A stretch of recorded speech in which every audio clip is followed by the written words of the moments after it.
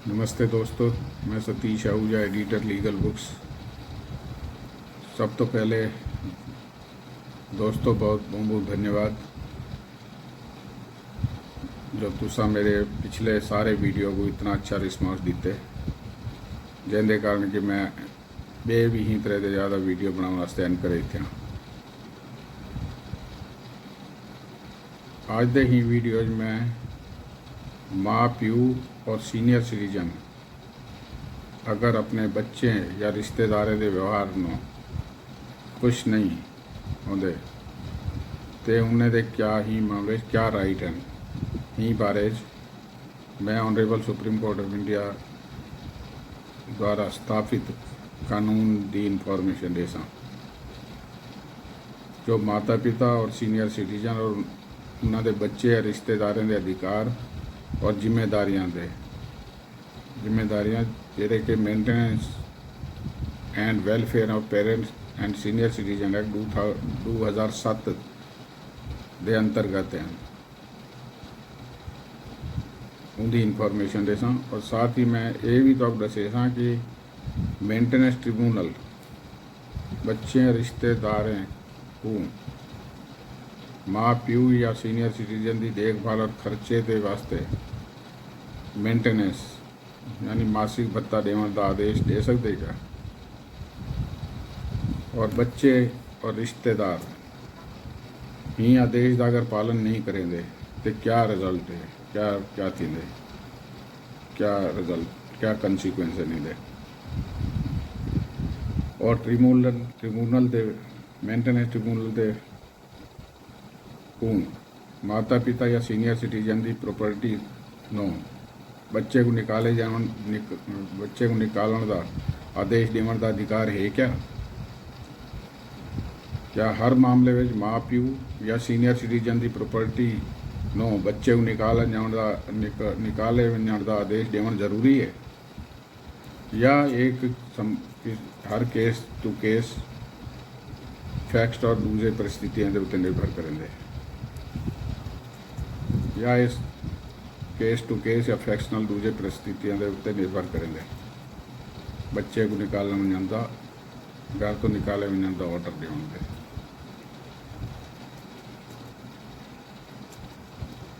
दोस्तों, article 141 of constitution के अनुसार सुप्रीम कोर्ट द्वारा घोषित सारे कानून भारत के सभी अदालतों के लागू थी। साथ ही आर्टिकल 129 के अनुसार सुप्रीम कोर्ट को कंटेम्प्ट ऑफ कोर्ट की सजा देने का अधिकार प्राप्त है। ही वास्ते ही जजमेंट का फायदा पूरी मजबूती के आधार के रूप इसका फायदा चाहता बन सकते, ही जजमेंट का फायदा चाहता बन सकते। दोस्तों, अगर तो आपको ये जानकारी उपयोगी लगे तो कृपया वीडियो को लाइक शेयर और सब्सक्राइब ज़रूर करें। एक कानूनी पॉइंट माननीय सुप्रीम कोर्ट ने समतोला SMTOLA स्पेस DEVI समतोला देवी versus state of Uttar Pradesh के केस आखी है, जिंदा कि सिविल अपील नंबर है 4442 442 ऑफ 2025 और इनका फैसला सुनाया गया 27 मार्च 2025 को। Honourable supreme court of India ने इन्हें जाके maintenance tribunal senior citizen act 2007 के अंतर्गत केवल प्रॉपर्टी के बच्चे को निकालने का आदेश दे सकते जब सीनियर सिटीजन की सुरक्षा के वास्ते जरूरी हो। केवल इस कारण नो की प्रॉपर्टी माँ प्यू की है, प्रॉपर्टी नो निकालने का आदेश देना उचित नहीं है, उचित क्या नहीं। मेंटेनेंस ट्रिब्यूनल को ही तरह का ऑर्डर देने वास्ते ठोस सबूत ठोस कारण देना जरूरी है। सीनियर सिटीजन एक्ट 2007 का मुख्य उद्देश्य ये है कि यदि कोई सीनियर सिटीजन या माता पिता अपनी इनकम या प्रॉपर्टी नो अपना गुजारा नहीं कर सकते तो अपने बच्चे जो कि नाबालिग ना हों अपने बच्चे पोते पोतियों या अन्य निर्धारित रिश्तेदारों को भरण पोषण यानी मेंटेनेंस ਦਾ खर्चे वास्ते मांग कर सकते हैं।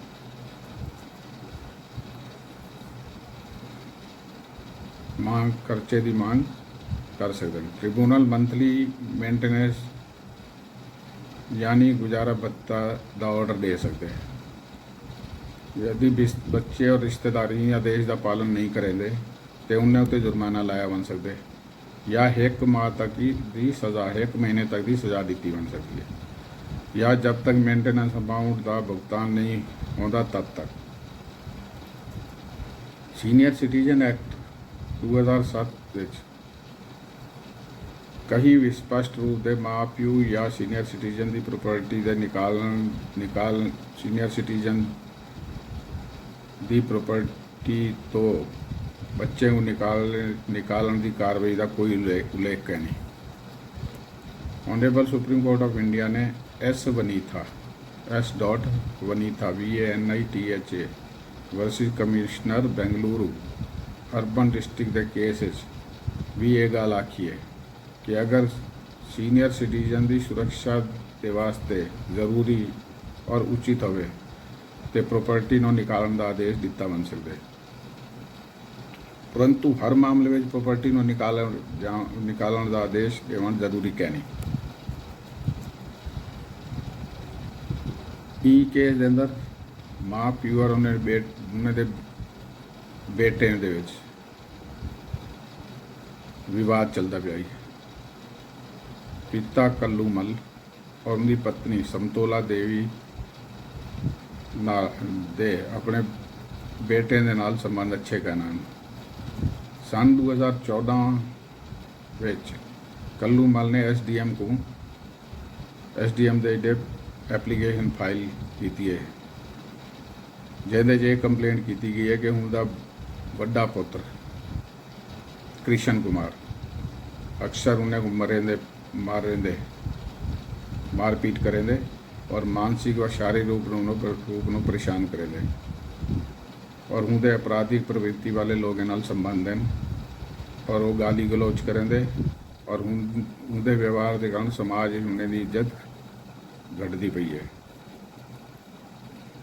इस वास्ते उन्होंने SDM को उचित कार्रवाई करने का अनुरोध किया। इनके बाद सन 2017 विच कल्लूमल और उनकी पत्नी ने अपने दोवें बेटे को मेंटेनेंस भरण पोषण यानी मासिक खर्चे की मांग करते हुए कार्रवाई शुरू की थी। फैमिली कोर्ट ने ऑर्डर दिता कि दोवें बेटे को मिल के कुल ₹8,000 प्रति माह देना पौसी। 4,000 पिता को और 4,000 माँ दोवें को 4,000 देने पोषण प्रति माह देने का ऑर्डर दिते। इनके बाद 2019 में कल्लूमल और उनकी पत्नी ने maintenance and welfare of parents and senior citizen act 2007 के तहत मेंटेनेंस ट्रिब्यूनल की पटीशन फाइल की थी। उन्होंने आख्या कि ये मकान है जरा सारी प्रॉपर्टी उन्हें की समय की खरीदी हुई प्रॉपर्टी है जिहदे नीच थल्ले दी मंजिल दुकाना बने हुए हैं। उनके एक दुकान है जो 1971 2000 तक बरतने का बिजनेस करेंगे हैं। बीमारी का फायदा चाह के उनके बड़े बेटे कृष्ण कुमार ने बिजनेस को अपने कब्जे कर दिते और हुण वो मकान वेचण का दबाव स्टेंदा है साढ़े उत्ते। उन्हें अगों आख्या कि कृष्ण कुमार उन्हें कोई देखभाल या दवाइयां का कोई खर्च नहीं करेगा बल्कि मानसिक और शारीरिक रूप नाल उन्हें को परेशान करे शारीरिक रूप नाल उन्हें परेशान करेंगे। यही वास्ते उन्होंने बेटे को अपने घर तो निकालने की मांग की थी ताकि वो शांति नाल रह सकें। मेंटेनेंस ट्रिब्यूनल ने सबूतों और पार्टी के दोवें पार्टी की दलीलों को सुनने के बाद आदेश दिता कि कृष्ण कुमार माता पिता की अनुमति के बिना घर के किसी हिस्से पर कब्जा ना करे सी, सिवाय हूँ दुकान दे जेंदे जो बर्तन का काम करेंदा पे, और हूँ कमरे और बाथरूम जेंदे विच के वो अपनी पत्नी और बच्चे नाल रहंदे। और ये भी ऑर्डर दिता कि अगर वो कृष्ण कुमार माता पिता का अपमान करे सी तो वो प्रॉपर्टी तो निकालने की कार्रवाई की गई सी। इहदे नाल ही दोवें बेटे को माता पिता को मेंटेनेंस का ऑर्डर जो फैमिली कोर्ट का वो मेंटेनेंस देवन का आदेश दिता, जारी रखना, मेंटेनेंस का अमाउंट देवन जारी रखने का आदेश दिता। और इलाके दे अलावा इलाके दे पुलिस स्टेशन के इंचार्ज को भी ऑर्डर दिता गया कि उस खुद या हूँ एरिए के सब इंस्पैक्टर के थ्रू हर दाड़ी कल्लूमल के घर जाके देखें और चेक करन कि क्या वो शांति नाल रहंदे पैन या कहना, और कहीं कृष्ण कुमार उन्हें परेशान तो नहीं करेंदा पिया। पिता और माँ ही आदेश में संतुष्ट कहना और उन्होंने इनके खिलाफ डिस्ट्रिक्ट मजिस्ट्रेट अपील ट्रिब्यूनल को अपील की थी।